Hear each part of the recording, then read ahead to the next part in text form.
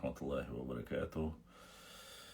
Уважаемые друзья, как я вам и обещал, делать длинные эфиры по некоторым вопросам, конечно, можно было бы, но мы попытаемся быстро и коротко ответить на некоторые вопросы.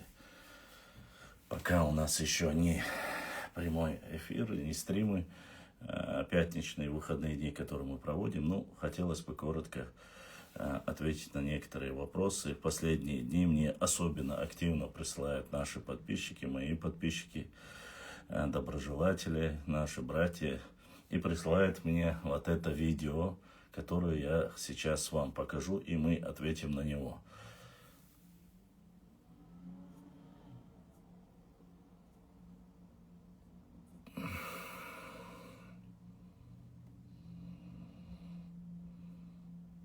Шабан Гаргиза здесь, выступая, говорил о территориях, которые предположительно являются спорными.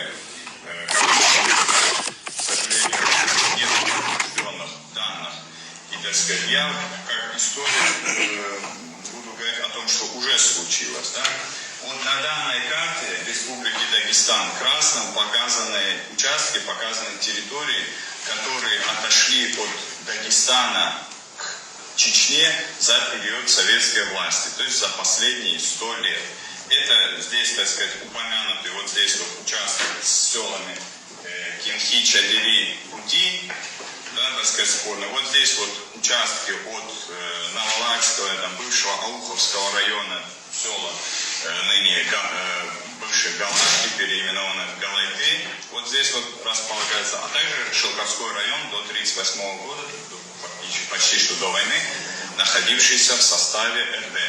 И вот от которого вот здесь вот сейчас вот остался как бы вот участок с мостом, о котором говорил предыдущий выступающий. У меня вопрос. Что еще мы должны отдавать, сколько мы должны отдавать, когда все это закончится, и, ну, как говорится, вот так отдавая, это никогда не насытишься. Почему все время речь идет об игре в какие-то в одни ворота?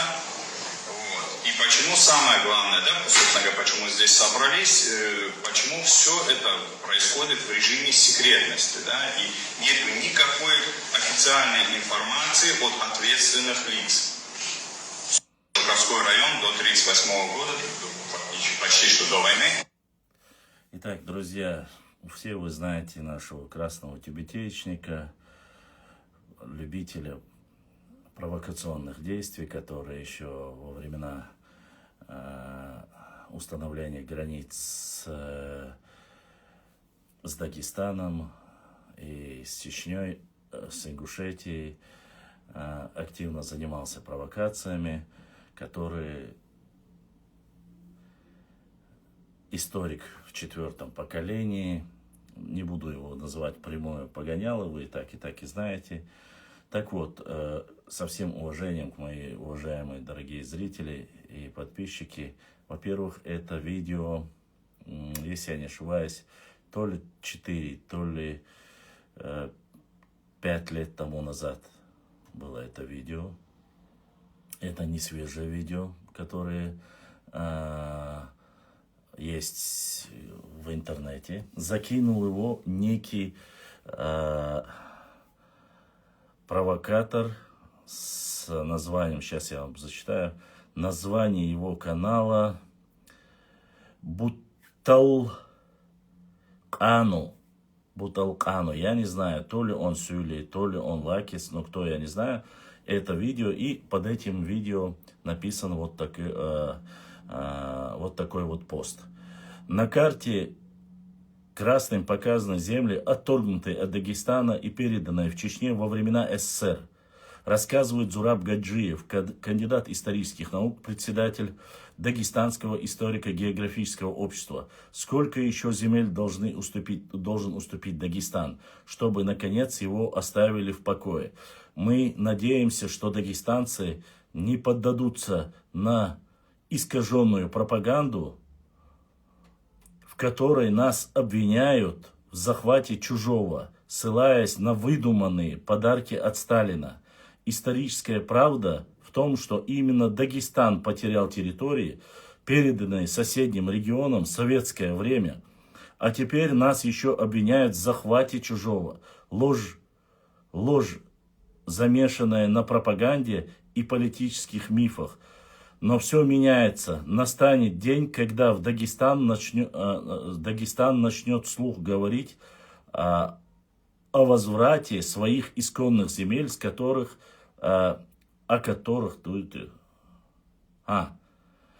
исконных земель с опорой на факты, а не мифы. Территориальная претензия спорных границ между Чечней и Дагестаном рассказывает Зураб Гаджиев и Шахбан Хафизов. Ну, кто такие Зураб Гаджиев и Шахбан Хафизов, прекрасно мы знаем, чтобы было понятно. Многие, тот, кто интересуется историей, прекрасно это знает. Но вот эти сказки, это пост, который был написан. Для чего его выбросили именно сейчас? Зачем занимается этой целью провокацией? И к чему это было адресовано? Но факт остается фактом, что огромное количество людей мне этот материал скинули. Хотя, в принципе, когда люди начали уже обсуждать, я постараюсь быстро завершить, в принципе, когда люди начали обсуждать вопросы об Ауховском районе, восстановлении Ауховского района, возвращении ауховских домов, земель и так далее и тому подобное, вполне возможно ради этого, вполне возможно ради хайпа или для чего, я не знаю. Но факт остается фактом, что данное видео закинули и начали распространять. Самое смешное, конечно же, там и опровергать нечего. Я не знаю, какой клуб там, сколько у него научных там званий, регалий у этого человека с красной тюбетейкой, да? Но хочу сказать, что врать и не краснеть, хотя как тут покраснеешь, когда у тебя тюбетейка и так красного цвета, чтобы незаметно, видать, было. Но это, конечно же, сарказм и ирония. На самом деле, чтобы не было никаких разговоров, он говорит о том, что передали, отняли Шилковской район, он переходит в Шаройский район. Здесь затрагиваются сразу 3 района. Часть, здесь речь идет о Шаройском районе, 3 села претензии они якобы предъявляют, показывает он. Часть это Нажиюртовский район, это граница с Ауховским районом, который сегодня непосредственно граничит с Аухом, Нажиюртовский район, Веденский, Нажиюртовский, по всей видимости. И Шилковской, самый большой район, он рассказывает о том, что якобы отобрали у Дагестана и отдали. Вы знаете, уважаемые друзья, чтобы не забегать, я буду зачитывать документы, быстро прочитаю все эти документы, чтобы до вас дошло. Но мы сделаем вот как. Мы затронем вопрос не только периода СССР, чтобы завтра никто ничего не говорил, а мы затронем все 3 периода, так разделенных 3 периода. Возьмем доимаматское время, то есть до создания Дагестана, кому что принадлежало, то есть чтобы было понятно, да, что это до правления первого имама Гамзатбека, Гази Мухаммада и имама Шамиля. Второй период мы возьмем времена правления имама Шамиля. И третье это Терское. И 4 это советское время. Я долго задерживать вас не буду. Коротко, по фактам пробежимся. Итак, друзья.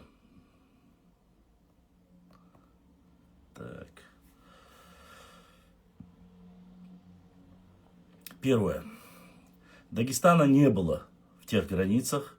Были в тех границах, которые сейчас были подвижные и часто определялись не линиями на картах, а естественными рубежами и зонами влияния. Так сегодня, если коротко, если сказать, мы подготовили ответ, да? Основные политические образования и их границы на тот период. Вместо единого Дагестана на его территории существовало до 15 крупных феодальных владений. Крупных феодальных владений более 30 союзов сельских общин, вольных обществ. Вот крупнейшие из них. Перечислим. Тарковское шамхальство занимало обширные равнинные и предгорные районы северного Дагестана. На севере его границы доходили до реки Терек, на юге до владений Кайтакского уцмейства. Это было одно из самых могущественных владений в регионе. Я буду зачитывать только открытые источники, чтобы было понятно. Это официальные открытые источники, российские и дагестанские. Второе. Аварское нуцальство располагалось в горной части западного Дагестана. В конце 18 века при Умахане достигло пика могущества расширенной границы, вольные общества и даже некоторые территории современного Дагестана, имеется в виду непосредственно Азербайджан. Кайтакское уцмейство контролировало земли в среднем Дагестане, на севере граничило с Тарковским шамхальством, на юге с Дербенским, Табасаранским, на западе с Казикумухским ханством. Другие владения также существовали. Казикумухское, Мехтулинское ханство, Табасаранское майсунство, Ильясуйский султанат и другие. Их границы также были подвижными в зависимости от военных успехов и дипломатии, что говорит о том, что границы не были всегда, зависело от силы, когда кто-то усиливался, он расширялся или сужался. Естественная граница региона, несмотря на политические раздробленность, существовало общее понимание географических границ Дагестана как региона. Восток Каспийского моря, юго-запад, главный Кавказский хребет, север и запад, горные хребты, например, Кистинский, ныне называющий Андийский хребет, реки, такие как Сулак, это границы, и Терек, служившие важным рубежом, юг, река Самур. Вот так записано. Это границы до имаматства. И они не объединены в единое государство, и они не едины. Каждый у себя хозяин, они отдельно. По крайней мере, так пишут источники. Второе. Влияние внешних сил. До окончательного вхождения в состав России 1813 года по Гюлистанскому договору регион долгое время находился в сфере влияния Персии, Ирана, Османской империи. Их влияние также сказалось на установлении изменений границ различных владений, особенно в прикаспийском и южных частях Дагестана. Итог.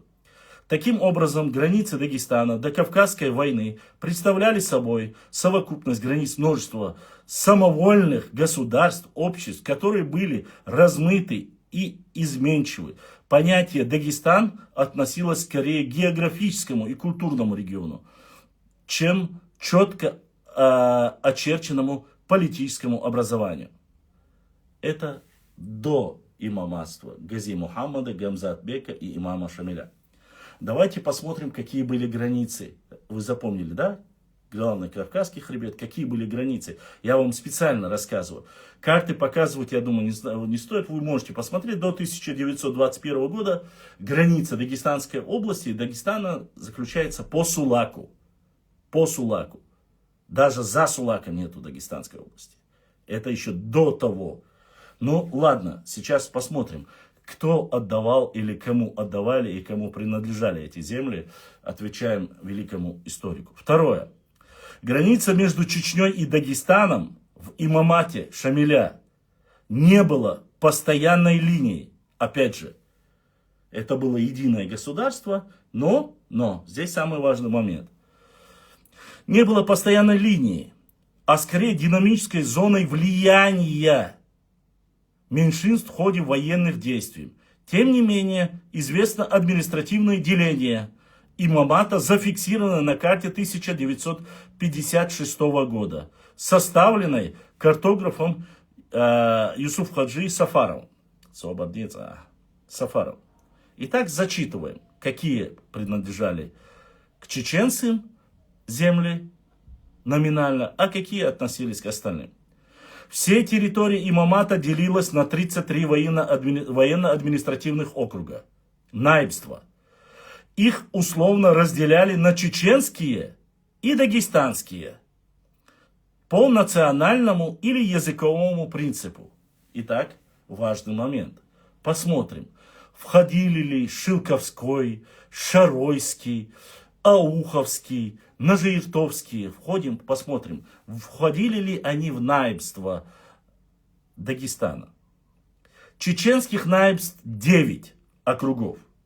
По данным за 1856 состав чеченской части имамата входили наибство Большой Чечни: Гихи, Шали, Мичик, Аух, Нашах, Шубут, Шатой, Шарой, Чеберлой, Ичкерия. Все эти земли входили в чеченские земли и чеченские наибства. Так говорят официальные документы и российские, и дагестанские. Дальше зачем? Ранее в 1845 году чеченских округов было 12. Но часть, Малая Чечня, была потеряна в 1856 году. Мы знаем, что мы потеряли вплоть до Галашек земли. Эти земли уже переходят под юрисдикцию царской России. Читаем дальше. Среди известных чеченских там, это не важно. Дагестанские наибства, 24 округа. Дагестанскую часть имамата составляли Салатавия, Ункраталь, Чамалал, Технуцал, Анди, Гумбет, Цунта, Антраль, Ансхул, Тинди, Карата, Туртмух, Хунзах, Ардинах, Гоцатль, Унцукуль, Аркани, Карах, Гадаталь, Тилетель, Корюда, Тленсер, Содраталь, Чох. Вот дагестанские. Они охватывают территорию, проживающие аварцев и андоцесские народы. Среди известных дагестанских наибов, ну и так далее. Вопрос о границах. Важно понимать, что эта граница не была этнической. В имамате назначали наибов, там различные, там рассказывают о том, что назначали разных даже дагестанских наибов и на чеченские земли и так далее, и наоборот. Это времена границы, вы слышали, 9 округов чеченских, в которые входят и Аух, и Шарой, и Шатой. Они входили и не входили в Дагестан. Даже в то время. Это во время имамата Шамиля. Хотя это было единое государство. Большая часть в Дагестане, меньшая в Чечне, но чеченская часть. И там рассказывается про три округа наибства, которые потеряли в Малой Чечне. Это Галашки и так далее и тому подобное. Да? И теперь доходим до Терской области. И тут важный момент. Теперь мы напрямую, хоть Красная Тюбетейка задавал когда-то этот вопрос, люди, которые хотят услышать ответ. Давайте послушаем, как же происходило на самом деле и кому принадлежали эти земли во времена еще Терской области и после советский период. После распада Терской области в советский период Дагестан получил и потерял ряд территорий. Вот хронологии основных изменений на основании достоверных источников. Зачитываем, что приобрел и что потерял. Начальный этап 1921-1922. Присоединение земель Терской области. Терская область была упразднена, а на ее месте образована Горская АССР.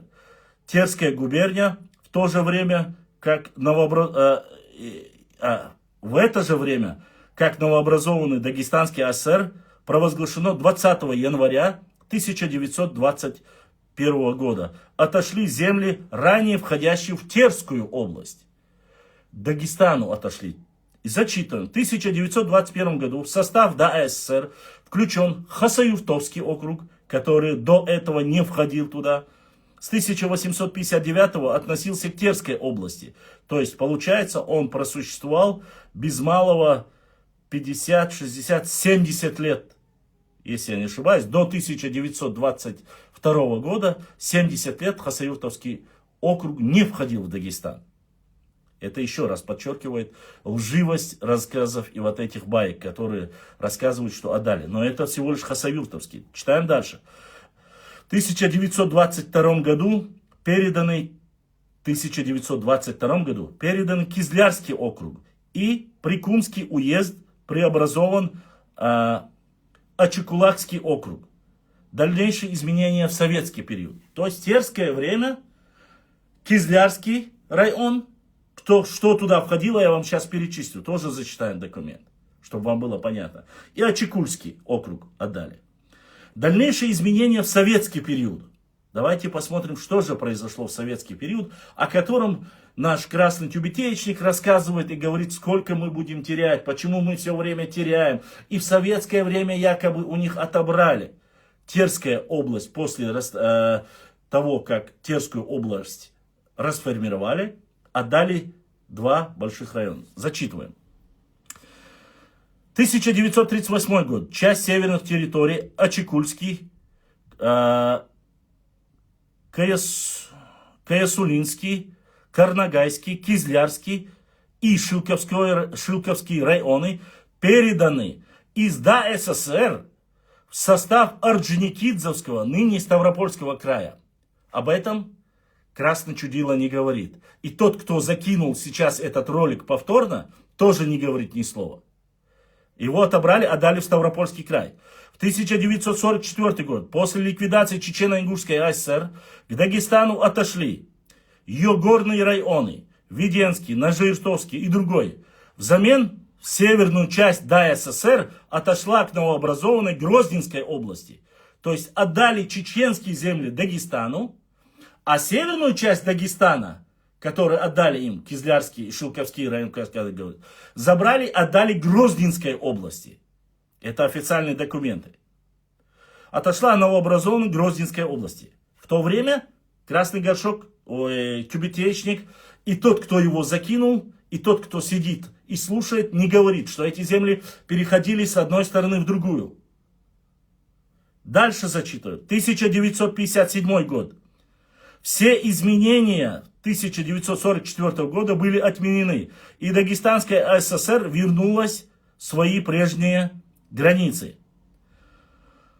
В таком виде, в основном соответствующие современной границе Республики Дагестан, были закреплены в 1991 году, когда ДССР был переобразован в Дагестанскую ССР, а затем в Республику Дагестан. Таким образом, современная территория Дагестана сложилась из бывших Дагестанской области и частью земель Терской области, переданной в 1921 и в 1922 годах. До даже Терской области, я вам зачитывал, до имамата эти земли никогда не были дагестанскими. Во время Терской области они не были не то что северная часть, Шилковская, Кизлярский, я еще не закончил. Но и Хасавюртовский округ на протяжении 70 лет не был дагестанский, он входил в Терскую область. Кто это написал? Это написали дагестанские ученые, российские ученые. Не знаю, кандидаты ли они, как они, или вот этот Цюли, который закинул специально эту провокацию, сейчас уже через столько лет пройдя. Итак, это не все. Минуточку. Зачитаем один документ. Важный. Я вам сказал, что я вам зачитаю его. В 1925 году 4 района, Ногайские степи, Ачикулинский, Карнагайский, Шилковской, Кизлярский были объединены в Кизлярский национальный округ.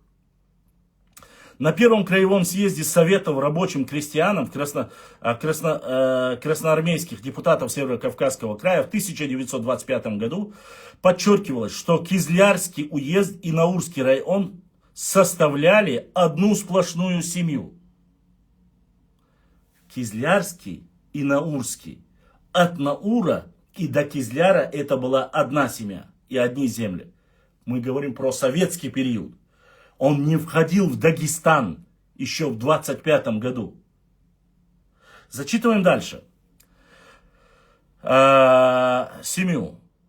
В докладной записке Северокавказская ИК, направленной президиумом в ЦИК в сентябре 1925 года, содержится достаточно полная контраргументация в отношении принятого Центром решения.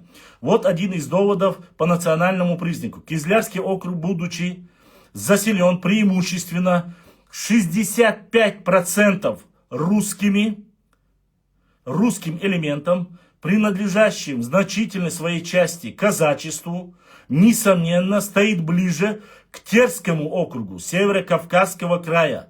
К тому же 20% населения в лице карнагайцев, нагайцев, не имеют никакой племенной связи с населением Дагестана.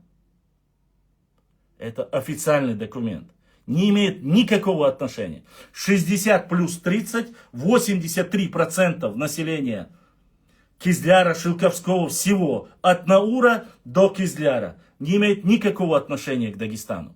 Здесь это в официальном документе. 17 февраля 1926 года Третий съезд сессии 5-го созыва ЦИК ДА СССР приняло постановление о сохранении в составе ДА СССР Кизляра и Ачикулаки. Однако, нешуточный спор за нагайские земли в этом не ограничились. 21 апреля 1926 года Президиум Госплана РСФСР вновь рассмотрел просьбу Северо-Кавказского края о возвращении вышеуказанных административных территорий в состав края. Интересно, в этом отношении постановление Госплана РСФСР, в котором внезапно следующее решение. Зачитываем. Считая, что удовлетворение ходатайства Северо-Кавказского крайисполкома повлекло бы за собой такое глубокое изменение в условиях и перспективах Дагреспублики, что неизбежно стал вопрос о переселении в свое время и решение правительством вопроса об образовании этой республики. Дорогого решения это время не могло быть, и ведь Дагестан как автономия была провозглашена самим вождем всех времен и народов Сталиным. Здесь говорится о том, что Сталин передал, именно Сталин, которого вы утверждаете, что передал ее нам, точно так же его передал. Здесь дальше, 17 апреля, 3-й съезд 5-го Союза ЦИК СССР приняли постановление о сохранении в составе ДА СССР, сохранении, это по указу Сталина, ДА СССР, Кизляра и Ачикулака. Только через 11 лет Ногайская степь все-таки была возвращена в состав Орджоникидзевского, ныне Ставропольского, и с 1937 по 1944 годы эти земли находились в составе края, входили в Кизлярский округ. 13 марта 1937 года Кизлярский округ и Ачикульский район выводятся из состава ДА СССР и включаются в вновь образованную Орджоникидзевский край, то бишь Ставропольский край, даже не к чеченцам. Об этом тоже молчат. Дальше зачитаю. Постановление в ЦИК 17 мая 1938 года Кизлярский национальный округ ДА СССР был введен в состав Орджоникидзев. На этот момент округ территориально образованием сталинского образца. Да чтоб тебя. Сталинского образца, определяющий для нагайцев статус бесправного народа. И вскоре Кизлярский округ был упразднен. Его перевели уже туда. В 1944 году Сталин подверг депортации чеченцев и ингушей. ЧССР были ликвидированы. На основании указа, опять же, ПВС СССР от 22 марта 1944 года Кизлярский национальный округ без Анчикульского района был переведен в вновь образованный вместе с место Чечено-Ингушской автономной области в Грозненскую область, куда отошли безропотные нагайцы и их земли. В Грозненскую область по вышеуказанному указу вошли 12 районов ЧССР, 5 районов бывшего Кизлярского округа и Наурский район. Итак, друзья, я могу продолжать еще зачитывать документы, но я думаю, суть вы поняли. Сколько раз его, раза 2 или 3 передавали Ставропольскому краю. Но Гаджиев и Хапизов молчат. И этот Цюли, который загрузил этот ролик, сейчас закинул его, провоцируя людей. Его передавали в Ставропольский край, его передавали в Грозненскую область, передавали во время депортации вместе с остальными чеченскими землями. До этого, во времена Кавказской войны, он тоже не входил в состав. И ни имамата не входил, ни в состав Дагестана. До 1921 года создания Дагестана и в Дагестанскую область он не входил. Скажите мне, ни он не входил, ни Нажиурт не входил, ни Шарой не входил. О каких спорных территориях вы говорите? Во времена имама Шамиля эти наибства опять же указаны как чеченские. До имама Шамиля, до Гази Мухаммада, до Гамзат Бека. Я вам зачитывал их там 10-15, Шамхалс называйте его, султанатами называйте. Они сами, это дагестанские источники говорят. Они не были объединены, они каждый сами за себя были. И сколько они были под Персией, там записано. И сколько они были под Отоманской Турцией, записано. Разве я влазию к вам? Разве мы, чеченцы, вам говорим об этом? Если у вас проблемы есть по Ауховскому району, у нас мы не говорим о присоединении этих территорий к Чечне. Здесь речь идет о восстановлении Ауховского района. Если вы специально к этому подобрали этот момент. Если же вы... А именно этот красный тюбетеечник и Хапизов, они, когда подняли панику, он поднялся на Арсоевскую гору, увидел башню и сказал, что она 10 метров якобы входит на дагестанские земли. Вот эту сказку рассказал Филиппок и быстро оттуда его свалил. Почему не позвал кого-нибудь компетентного? Ладно, не из государственных органов, краеведа какого-нибудь, блогера или историка какого-нибудь, и не поговорил, на чьей территории находится Уарсуайлам и Арсуайбау, и чья это земля была до этого. Это я еще вам зачитываю только официальные документы. Мы не говорим о том, что там было ранее и до какой территории. Что территория области была по Сулаку, что андоцейские общества ближе даже к чеченцам, нежели чем к остальным там другим, да? По крайней мере, так сами говорят, и дидойцы говорят, и многие андийцы говорят. Если нет, вы можете проверить. Я на это не претендую. В чем вопрос? До имамов, 3 имамов Дагестана, эти территории не ваши. Во время имама Шамиля эти территории не ваши. Во время Терской области эти территории не ваши. Во время Советского Союза эти территории на короткий промежуток переданы вам, потом 2 раза передано Ставропольскому краю, потом их вернули, отдали чеченцам. В чем ваша проблема? И кто должен говорить о том, доколе мы будем отдавать наши земли? Тому провокатору, который этот видеоролик закинул, и всем, кто мне присылает этот ролик, в начале этого ролика, посмотрите, о чем они говорят, вы поймете. Вот вам ответ с полными документами. Если вам нужно, мы можем еще предоставить и карты показать можем, и да, это в свободном доступе, любой человек. Это просто сделано, что люди услышали, о, сказал историк, о, это на самом деле чеченцам отдали, отобрали. Никто ничего не отобрал, никто ничего не передавал. Советская власть и Сталин эти земли вам передали. И в этих документах это указано. И потом, после его смерти, через 11 лет его вернули обратно в Ставропольский край. Потом отдали Грозненской области. До чеченцев их передавали кому только. А если вы не согласны с политикой СССР, если вы не согласны с политикой царской России, политикой Терской области, царской России, победители не судят. Но если у вас есть претензии к победителям, обращайтесь. Адрес: город Москва, Красная площадь, федеральный центр.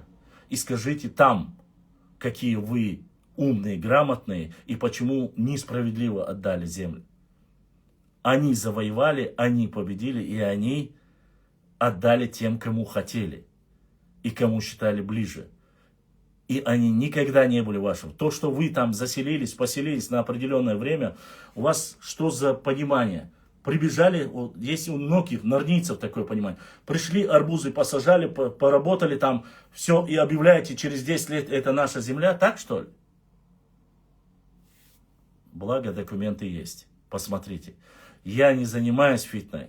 И не я этот ролик закинул. Еще раз повторю, какой-то Бунтукаду называется этот канал. Вы можете посмотреть. Мне его уже с человек 50 прислали, и я только поэтому решил ответить. Посмотрите, узнаете. Всем удачи, всем моим братьям. Обязательно пишите комментарии, ставьте лайки, распространяйте, делайте репост. По мере возможности. Вот такой у нас ответ. По документам, по этим рассказам. Если вы недовольны, расскажите еще раз и красным тюбетеечникам, и тому, кто это закинул, что 2 раза отдали Ставропольскому краю, после этого отдали Грозненской области, отдали другим, и только потом в конце, только в самом конце, когда вам дали взамен чеченские земли, нас депортировали, вы не сказали, оставьте нам север, северный, Шилковской и Кизлярский район, оставьте нам. Нам не нужны чеченские земли. Это харамные земли, это земли наших братьев. Мы их не возьмем, вы не сказали. Вы быстро отдали Шилковский район и взяли чеченские земли. Причем все горные, тот самый Шаройский, Веденский, Нажиртовский район. Документы об этом говорят. Что вам давали, вы то и брали. И я вам скажу, вы неплохо брали. И не нужно сегодня обвинять чеченцев. Это история. И чтобы наши ногчиш хает бас, шейдели поемаду. Сихцалуш. Нахан дицет вейхели цехели. Мохни квашт олцунах, Шилковской. И мохни квашт вейхел латни что. И наурхелаш вейхел квашт на что. Вей еши нацут амтя. Вей дейна и латнеш. Но вей далат анкихи танцанец. Хади азинс ногчи ашбутига. Сихцалуш. Паяни кицадоуш. Кирчуми хаусе. Жвапло, язди. Не верьте этим сказкам. Никакой Шаройского района, никакого Нажиртовского района, ни от Ауховского района, никакие земли не спорные. Спорные земли с подготовленными документами руководство Чеченской Республики, глава Чеченской Республики Рамзан Ахматович Кадыров, председатель в то время парламента, а ныне председатель правительства Чеченской Республики Магомед Хожахмедович Даудов подготовили и готовы по их выступлениям, я говорю. Они сказали, мы хоть 12 часов ночи готовы приехать и доказать, что эти наши земли. И попросили, сказали, что временно этот вопрос, который арендовали, который вот какие земли реально спорные, а не те, которые находятся в составе Чечни и которые проживают чеченцы. Поэтому, уважаемые друзья, не спешите, холоднокровно. Красная тюбетейка, горшок, маршок, там, Сюли сказал, Норний сказал. Никакой разницы. Вы спокойны, вы не материтесь. Культурно. Зашли, посмотрели документ, спросили, посмотрели карты, и вы увидите все. А Аух, рано или поздно, Ауховские дома, Ауховский район будет восстановлен. Иншаллах рахман. Мы говорим о восстановлении Ауховского района. И не более, когда даже говорим. Я не знаю, я помню, там было 2 периода.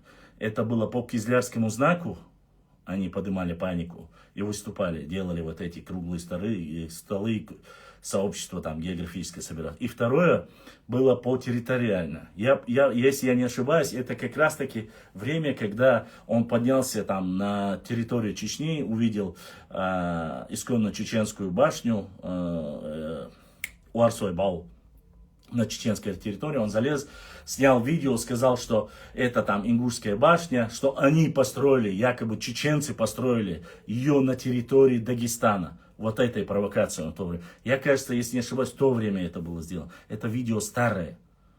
Но для провокации этот норнеец, я не знаю, то ли он Сюли, ну, с Банту-Канту, или как это называется, его канал, его закидывает. Этому ролику 3-4 года. Но я в то время не успел ответить. Надеюсь, я сейчас ответил. Мы не использовали никакие фейки, никакие ничего. Мы открытые документы использовали, которые есть, и их еще немало. Всем огромная благодарность. Баркала Дересхил. Распространяйте. Тот, кто вам пришлет этот ролик и скажет, вот вы наш Шелковской забрали, вы наш этот забрали, можете отправить этот ролик, пускай своей же желчью подавятся. Сегодня территорию установила Российская Федерация, коими субъектами является Чечня. Мы ни в коем случае не нарушаем законодательство Российской Федерации. Незнание закона не освобождает от ответственности. Мы не разжигаем межнациональную рознь. Но провокаторам, таким, которые сидят, кем бы они себя ни называли, историками, географами, да, трижды учеными, которые имеют претензии на чеченскую территорию, мы будем отвечать в рамках закона, в рамках науки. Шунмасан Дересхил, с вами был брат Башлам. Ассаламу алейкум ва рахматуллахи ва баракатуху. В пятницу мы с вами встретимся и поговорим об истории, традиции, культуре чеченского народа. Адикюэль, маш аль, далее тубаль.